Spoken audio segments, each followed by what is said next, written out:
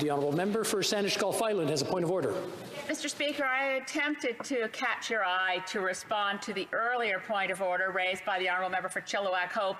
I also would like to put on notice that I will make representations on that motion later. At this moment, I just want to support the motion that we've just heard related to Bill C-97 and its status as an omnibus bill. I'm still working my way through it, Mr. Speaker, but it's very clear that this meets the definition of an omnibus bill. I regret so much that it's now become common to hear these words strung together, omnibus budget bill. I didn't think we'd be seeing this in this Parliament. I believe the Liberal commitments to end the use of omnibus budget bills, but this one does contain sections that are quite disturbing.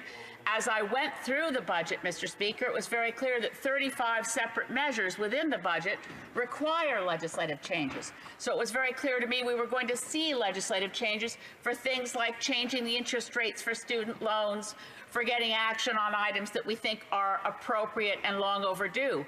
But bundled up in all of those measures are things like Division 16 at Part 4, with amendments to the Refugee and Immigration and Refugee Protection Act that are deeply disturbing and unacceptable and should never be bundled together in an omnibus fashion and in a budget bill. So I will not go on at length, although I could, because this is really outrageous.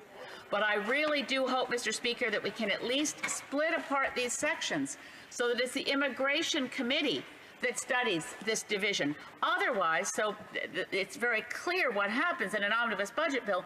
Most of it will never get properly studied because it's only before the Committee on Finance. It's not that there's anything wrong or delinquent or inadequate about the Finance Committee, but it's not the proper place to study substantial changes to other areas of law where the expertise resides with the committee that is a standing committee on that issue. So, Mr. Speaker, in the strongest possible terms, I urge you to find this as omnibus and allow us to split out those sections that require proper and thorough study. Thank you, Mr. Speaker.